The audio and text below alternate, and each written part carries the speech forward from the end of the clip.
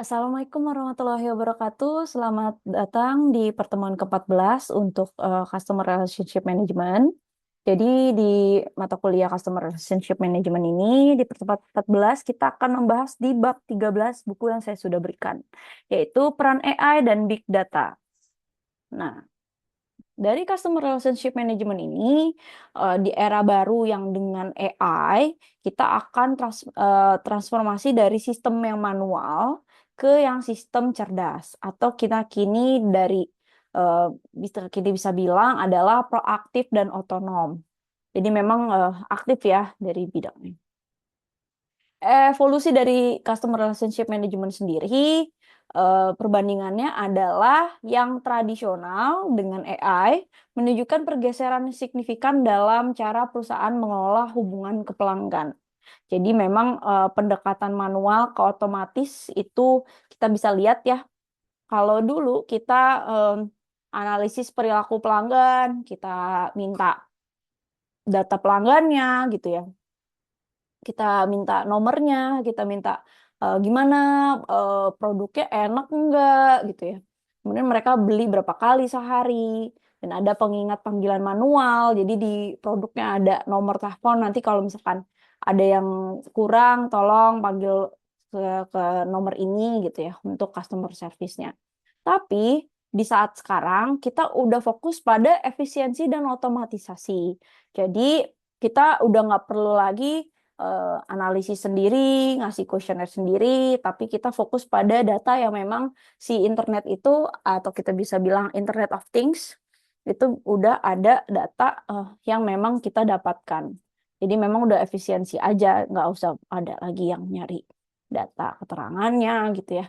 Nah itu udah, terus kemudian kita udah menggunakan otomatisasi secara chatbot. Tadinya masih pakai customer service, berapa ratus orang, misalkan 20 orang customer service gitu ya, secara 3 shift dalam satu hari 24 jam per 7, tapi sekarang bisa hanya di jam kerja, kemudian selanjutnya bisa dibantu oleh AI. Jika memang AI tidak dapat membantu atau chatbot ini dapat membantu, bisa nanti ke customer service di jam kerjanya tersebut. Nah, kekuatan big data sendiri sebenarnya tidak terukur. Jadi kita bisa analisis dari suara, bahkan teks emosional. Ya kita bisa lihatlah ketika kita ngobrolin sesuatu, bisa langsung kedeteksi sama komputer gitu ya. Kita bisa lihat apa yang kita inginkan saat ini. Dan juga eksternal ya, ada tren cuaca, media sosial. Jadi kita bisa lihat, misalnya cuaca ya, kalau misalkan kita jualan payung ya, pas lagi hujan, wah laku banget gitu ya. Itu kan kita ada tren cuacanya juga. Dan ada juga media sosial. Nah, media sosial ini perkembangannya lagi kemana nih FYP-nya. Nah, itu kita bisa analisis secara data-data yang sudah kita dapatkan. Tadi ya, Internet of Things atau IoT, perangkat pintar dari kirim data. Jadi memang kalau kita lihat dari internet ini, kita bisa ngirim data, email, bahkan apapun itu ya, foto, video gitu ya, yang bisa kita arahkan nanti ke dalam si customer-nya ini memang sukanya apa. Kemudian proaktif. Nah, sekarang kan kalau dulu kita telepon gitu ya, pengalamannya seperti apa. Kalau sekarang enggak, pelanggan bisa menilai gimana apa yang kita beli gitu ya, misalkan. Sorry. Nah, optimalkan pelanggan secara otomatis ya, pakai chatbot nanya. Misalkan ada kesusahan, mereka nggak usah harus baca-baca buku manual dulu, tapi langsung pakai chatbot aja bisa langsung terjawab. Tapi kalau misalnya susah, nanti akan dibantu oleh customer service di hari jam kerja. Penerapan AI sendiri ada prediktif, dia bisa analisis, dia personalisasi, dan generatif. Jadi memang prediktif ini, jadi kita bisa lihat skor pelanggan yang potensial, memang dia suka belinya apa, kita bisa deteksi lah dari data yang sudah ada. Bahkan dari bank saja sudah kerjasama sama beberapa e-commerce tersendiri. Kira-kira, oh dari bank ini dia suka belinya ini nih, range-nya pembeliannya sebulan sekian. Dan ada analisis, klasifikasi sentimen dari media sosial sendiri, dan personalisasi konten unik untuk jutaan pelanggan. Jadi misalkan kita buat konten, bisa buat jutaan. Nah, itu kita gimana caranya pelanggan itu bisa sampai tahap eh, membeli produk kita gitu. Jadi bahkan mereka bisa maintain tetap di produk kita untuk pembelian.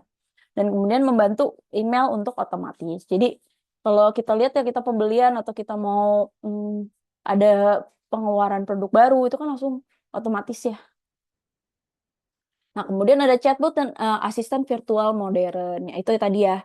Jadi kita ada asistennya, kemudian kita bisa tanya ke dia kalau ada solusi atau mungkin uh, nanti ke arah depannya chatbotnya lebih empatik dan memang bisa sesuai dengan customer service-nya sendiri. Nah, tantangan etika sendiri biasanya ada bias gitu, agak bias. Dia menghindari diskriminasi dari algoritma sendiri. Jadi kita nggak tahu ya di TikTok atau di Shopee atau Tokopedia dan lain-lain ya, e-commerce maupun sosial media, sosial commerce kalau kita bisa bilang, itu mereka kadang kalau misalkan mereka nggak mau akun ini nggak menjual atau kita uh, algoritmanya akan turun gitu. Tapi nggak jelas gitu dari si algoritmanya mereka. Gimana kok tiba-tiba tadinya naik terus tiba-tiba nggak naik gitu. Nah itu yang saya masih belum tahu itu tantangannya kita gimana. Tapi secara itu kita menghindari untuk diskriminasi.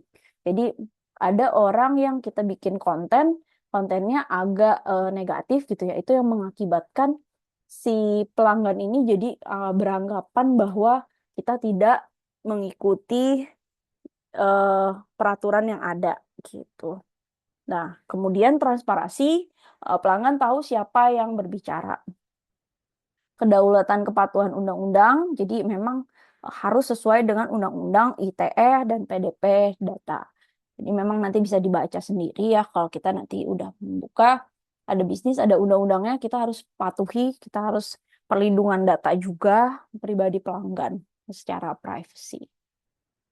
Nah, agendanya sebenarnya kita buat kesimpulan dari augmented intelligence atau AI dan kita bisa mendapatkan layanan hangat dari mereka. Tapi kita juga mesti explore nih fitur-fitur dari fungsi spesifik sendiri. Saya nggak ngasih tugas, tapi mungkin kakak-kakak bisa pelajari dari fitur-fitur yang ada seperti CRM, terus Instant AI gitu ya di Salesforce atau via di Zoho. Nah, itu bisa lihat manajemen pemasarannya seperti apa, interaksi dengan pelanggan, gimana cara meningkatkan efektivitas kampanye. Mereka ada fitur-fitur dari si AI tersebut, khusus untuk software Customer Relationship Management. Saya nggak ngasih tugas, tapi kalau mau explore nanti lebih dalam, saya hanya memberitahu bahwa si customer relationship management ini memang udah mulai ke arah sana. Jadi adik-adik bersiap-siap untuk mengarahkan kira-kira udah nggak ada manual lagi, tapi kita bikin kampanye khusus. Oke, baik. Terima kasih. Jika memang ada pertanyaan, boleh nanti untuk hubungi di grup WhatsApp ataupun di forum di LMS. Nanti saya akan membalasnya. Jadi jika ada pertanyaan, silakan. Sampai jumpa minggu depan. Kita di pertemuan 15 ada Zoom yang akan membahas tentang UAS di pertemuan ke-16. Terima kasih banyak. Assalamualaikum warahmatullahi wabarakatuh. Sampai jumpa lagi.